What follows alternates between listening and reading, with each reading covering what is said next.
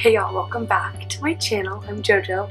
If you're new here, please subscribe down below. I try to post videos every week-ish. But today's a really exciting one. I'm doing 20 things you need to know before you study abroad.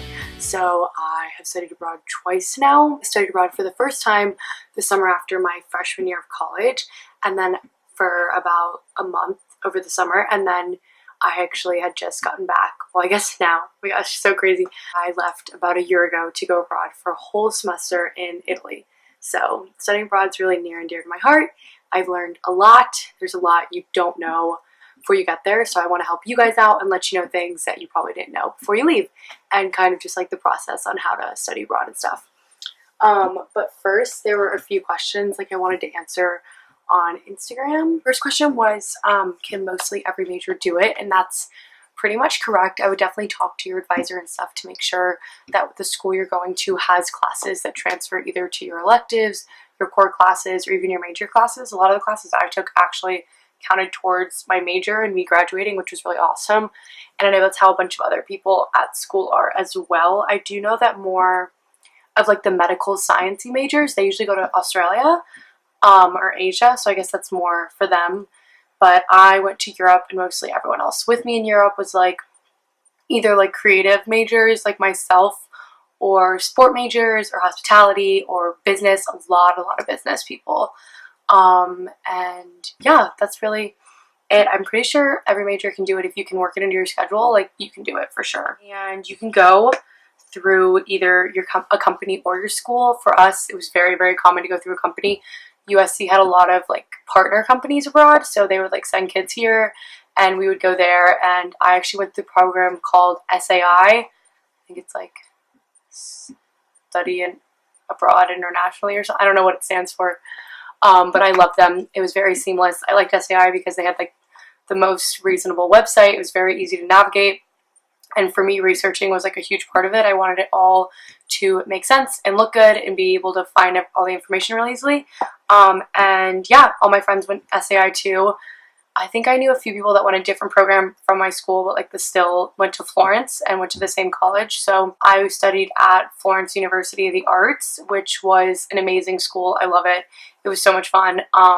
It wasn't particularly really easy, but it wasn't hard.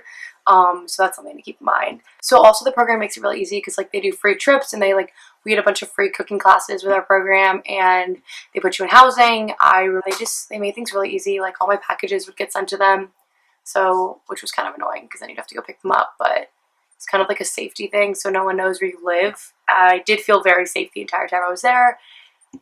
They made any questions I had, they were very helpful. When I was trying to ship things home, they gave me information. There's coupons at different places because I was a student. And yeah, I really can't complain. I had a great time with the program. You do have to apply to study abroad, which is something everyone was freaking out, oh my god, would everyone get it? But literally everyone gets it, so it's not that big of a deal, I don't think. If you have a pretty good I think you need a 3.0, and you just need to be in good standing with your school, I feel so yeah. But I mean, I was really lucky that USC really pushes kids to go abroad, and they really encourage you to go abroad. And it's very common to go abroad where I go to school. So there were a lot of people to help me out with classes and stuff. And yeah, a lot of my friends went. Pretty much everyone from USC was in Florence, which was fine. It was fun, but I definitely wish I would have branched out just a little more. First thing I want to talk about is packing. So if you know you're about to go abroad, I went in the spring semester, and it's cold. It's very cold. I had to buy a winter coat. I did not bring enough sweaters. I didn't bring enough shoes. I just did not pack the best. I brought 3 suitcases and then a backpack, which I'm a girl. I had a lot of things. I kind of wish I brought those suitcases but left one of them a lot more empty. I ended up packing towels, sheets, a blanket. I did not need those things. They were all provided for me. So that's definitely something I would ask. I think I knew they were provided, but I felt weird at first, but I really didn't need the sheets. I didn't need the towels, so I would bring a washcloth, a face towel, because, but it does not get very warm in the spring. I'm from the south, so it gets pretty warm here, March, April, pretty pool weather. It did not get like that. Florence was very cold. I mean, I was thinking about it, I'm from all the way down here, and Florence is closer to northern Italy, and that's like lined up with like New York. So I just like didn't really realize how cold it would be spring, and so I was there like January to May. Did not really warm up until like the last week we were there, like very beginning of May, very end of April. So again, something to keep in mind when you're packing. You really don't need any summer clothes. I would bring like 2 bathing suits max, maybe 3, because like when you go to Budapest and stuff too, like you'll want to do the baths. But other than that, like I really did not need that many bathing suits. I didn't need that many or anything. Like I could have done fine with like 1 pair of running shorts, 1 tank top, like a workout tank, and then 2 nicer tanks, and then like a pair of denim shorts and a few skirts. I brought a lot of skirts because I wear skirts like with tights and stuff, but if you don't do that, like you don't really need sundresses, summery skirts and shorts. Like if you're going in the fall semester, I'm pretty sure it's hotter longer, so I wouldn't bring like a lot of like heavy sweaters and coats and stuff. So that's also something to keep in mind. Second tip is to buy all of your heat tools abroad. I mean, it's really not going to be that expensive. I think I had a European straightener that I got when I was in Greece for like €50, I think, which is very reasonable for a straightener when you think about it. And it lasted me like a very long time, and it doesn't fry your hair, and it has like heat settings and stuff. And it just is like way easier because the voltage is the same, so you don't have to worry about like your like cheese straightener that's like over $100 like blowing out abroad. So that's something I definitely recommend. My apartment came with a little blow dryer, which is really, really nice, but I feel like a little blow dryer, a straightener, even a curling iron, so I would definitely not bring them. It's not worth risking like your really good ones from home to like have them for 4 months or whatever. Another packing thing I would say is to pack like some snacks that you like from home that they probably will not have. It's really hard to tell because I'm pretty sure other cities like had a lot more than what Florence had. Like I know my boyfriend's like, I know like Milan and like Barcelona and stuff had like Five Guys, and like everyone had McDonald's and stuff like that, but like I could find pretzels at the grocery store and like chips-ish, but like if you're a huge like goldfish person, like bring goldfish, or like Cheez-Its, like bring that stuff. Most food is like fine. It's really just snacky stuff. Like for a while I didn't have almond butter, and I brought a few almond butter packets. I eventually found like a juice place with almond butter, but I feel like that was something I could have like brought. I know like my friends had trouble finding like mac and cheese and like peanut butter, because like you do eat a lot of like, you're still in college, so you do have like a lot of college meals. So that's something to keep in mind, like little food things. Also bring any medications. I had to get like an override from my doctor to order like extra months of birth control at one time. So definitely that. If you have like a special allergy medicine you have to take, if you have any kind of like hydrocortisone cream or anything, because there are pharmacies, but like they don't really speak English well. So I remember I had the flu once, and like literally all I could say was like they understood the word flu, and that was it. And they gave me something, and I mean it worked really well, but like if I had something like else where I like didn't know what I had, it would have been a lot harder to like find the medication I needed. So definitely bring Advil. Like I don't even know if you can get Advil, so bring Advil if you use that, like especially for like cramps and stuff like that, or just like if you are sore like from walking around, etc. My next step would be to invest in a good pair of shoes. I ended up buying these expensive shoes before I went, but I could not be more grateful that I did. They are so comfortable. I'll link them down below. They're the Vince white slip-on sneakers. I wanted something neutral that I could just wear all the time, and I wore them every single day. I still wear them every single day. Like they're the best shoes I have. They're so comfortable. I actually did not bring my tennis shoes with me, which I really should have. Like I should have brought like a casual sneaker and then like my tennis shoes, because there are times where like we'd be hiking or I would just be like out walking all day. Like I would definitely invest in a good pair of like closed toe, like cute sneaker shoes that'll keep you comfortable, that you can literally walk all day in, because I mean in Florence there's not really like public transportation that you take. Like you just walk everywhere. Like if somewhere's 30 minutes away, you walk 30 minutes. Like if you run to the train station, you run to the train station with all your luggage. Like you need to be comfortable, you know. Also a really good backpack. I didn't bring the best backpack. I brought like my old volleyball backpack, and I didn't want to bring it to class because it was like a lot bigger. It was perfect for like weekend trips and stuff, but like for like every day, like going to class, I brought a tote, and I was kind of over it because like I'd have to walk pretty far with like my laptop and my camera because I was in a photography class, and it was just a pain. But like my friends brought their school backpacks and I really should have. But I was like, oh no, I want to look like chic and cute, and like at least in Florence, like there's so many study abroad students, like you're all doing the same thing. So I wouldn't say you need to buy like some fancy backpack just to have, or like even some fancy bag at all just to have for like going abroad. Definitely not. Okay, I want to talk about classes and like scheduling your classes. So my school actually let us like pick, they basically showed us our classes and the class times. So you could kind of just like pick which classes you wanted based on the times, which was really nice. I realized my boyfriend's school, like they did not let them do that. So he kind of just he picked his classes first and then got assigned the times, which can be kind of like stressful because I like purposely had class only 2 days a week. So it wasn't like the most convenient, but it was really nice for me because I had 2 classes on Monday and then 2 classes on Thursday, and that was it. So I like all day Tuesday, all day Wednesday, I had those days open so I could like take day trips, or just literally just wander around the city. It was kind of like my favorite thing to do, go shopping. I went shopping. But yeah, so I would definitely not recommend, if you could swing it, like no Monday, no Friday classes. If not, I do recommend like not having class every day. It is really nice to have some free days if you can do it. My classes were like once a week, but we had them for 2.5 hours. So it was definitely a long time, but some of them are really fun and like it went by pretty quick. So it really just depends on your classes. I would definitely recommend taking classes you are interested in or ones that you have to take. Like I wouldn't just take random ones. I recommend like really looking into your classes because like they're so interesting. Like for me, it was so much fun to learn about fashion in Italy, like so cool.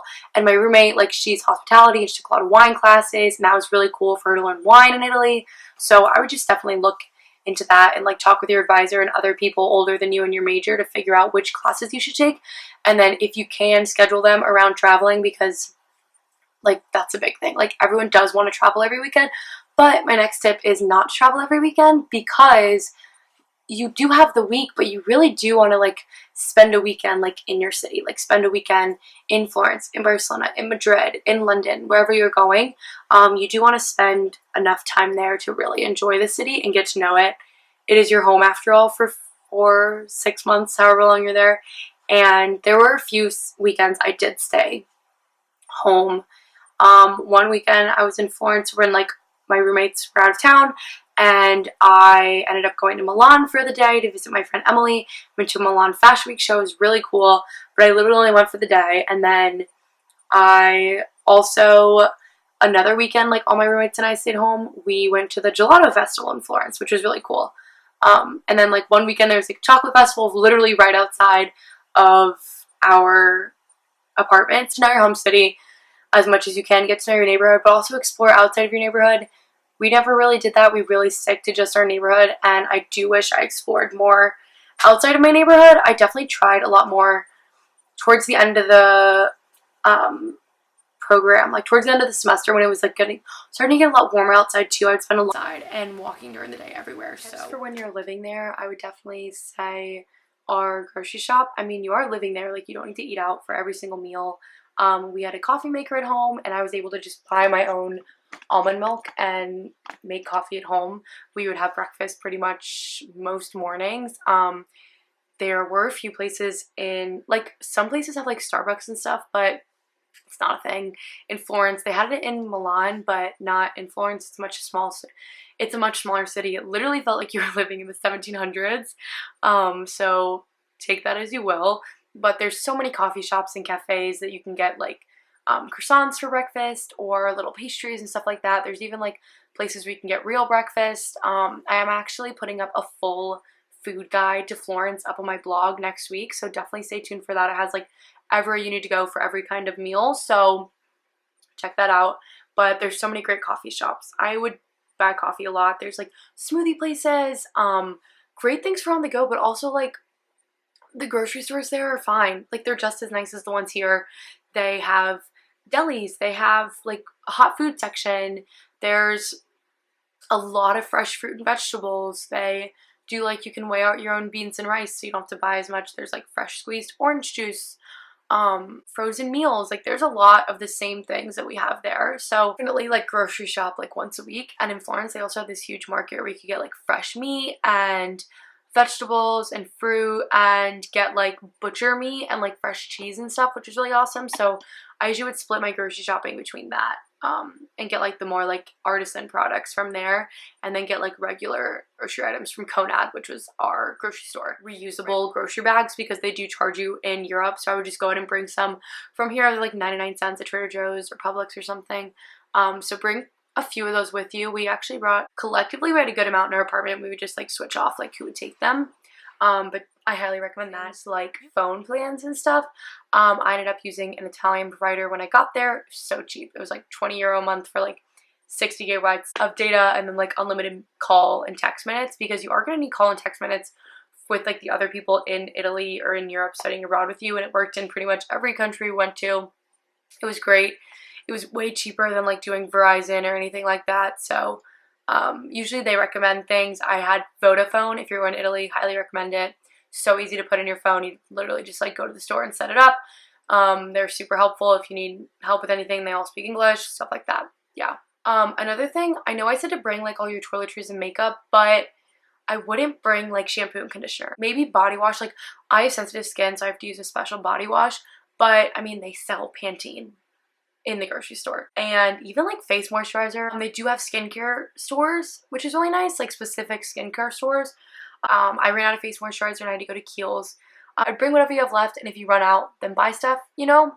So that's kind of my mentality, but I really did not bring all of my shampoo and conditioner, I must say. I ended up taking Italian before I went, and like, yeah, it was super helpful, but then again, I didn't really need it. I feel like most cities in Europe nowadays are so modernized, like that they know English. Like they're so based on tourism that they know English, so they're not going to turn you away. I think if anything, they're just like going to be more annoyed if you're trying to speak in Italian and you don't know what you're saying. Then they just kind of get pissed off, and they'd rather you just speak in English from the beginning because they can handle it. So that's another thing. Other like packing tips is definitely bring a lot of basics that you can rewear. I like wore my Spanx leggings probably every single day. I have like a white sweater that I would wear every single day, and then I actually brought like a bunch of different jackets, which I found was a really fun way to mix up my wardrobe. And again, you were gonna buy so much there. Like bring less than you think you need, because I mean, if you're a girl, like you're gonna buy so much in Italy. Like I went to Zara every single day, not gonna lie. And I would bring as many packing cubes as you can. I loved packing cubes. They saved me when I was packing for abroad and when I was going on weekend trips. Actually, most of the time I could fit all of my clothes in like one packing cube that I was bringing for the weekend, and then put that packing cube in my backpack, and it would save me a lot of space and give me a lot more room to put my camera and my laptop and things like that. So I definitely would recommend that. And I actually had some of the bags that like seal, like they like are vacuum suction, but you just like push the air out. Definitely recommend those. I use those more so for my bulky items, so all my sweaters, jeans, stuff like that, and all my summer clothes, like I said. But I definitely didn't need to bring that much. But definitely recommend those in terms of like condensing your packing. If there's a big trip you know you want to go on, I would go ahead and book it before you go. We booked St. Paddy's Day in Dublin in November, and St. Paddy's Day was in March. So we booked that when we were home. We found a flight for like €29. We couldn't believe it. We got very lucky. But that's like something like that, where as you get closer, the prices are just going to go up and up and up. And my roommate also booked the hotel like really far in advance, so we got really good deals on that. But everything else, I would say, kind of book last minute. Not like last minute, but like, I mean, we got there and like we decided to go to Barcelona like our first week there, and then we went and we bought FC Barcelona tickets like same week, found an Airbnb. Things are mostly pretty quick turnaround. Google flights whenever you're searching for flights. The big ones in Europe, like the airlines, are Ryanair, Vueling, EasyJet, Lufthansa. We flew once, and then like maybe Air France if you're going to Paris.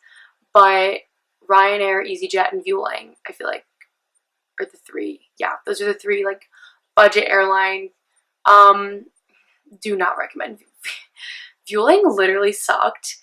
Every time we got on the plane, it felt like it was like going up, going down. Like we kind of had a few like flashes before, like light flashes during those. Not the best, but we didn't have Ryanair. People hear horror stories. It's not the worst. I mean, all those, like, they're all kind of suck because you have to, like, buy water and you have to, like, buy your seat and you have to, like, buy extra things. Like, the flight's really cheap, but they have to buy a lot of extra things and they're always running late, they're delayed, whatever.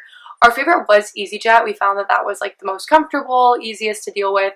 So, I mean, do as you wish. Always, I would just say, just do the cheapest one. It's really, it can't be that bad. I mean, you will be fine, I promise. But definitely do cheap airlines. And another way you can travel is through group travel, through a company. So we use, there's like Smart Trips and there's Bus to Alps.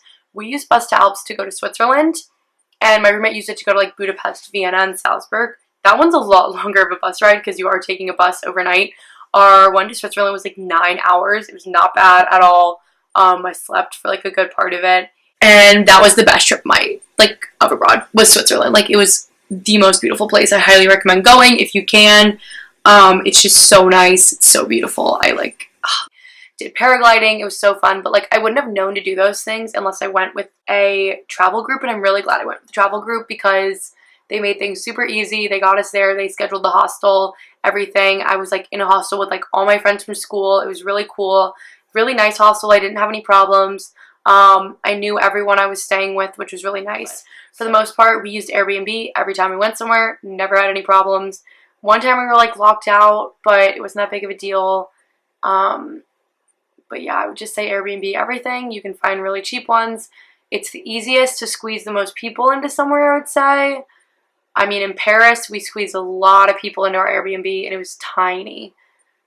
So yeah, I love Airbnb. I think it's very nice, and like most of the hosts are all super nice. And if you are going abroad soon, please let me know. DM me any questions you have on Instagram.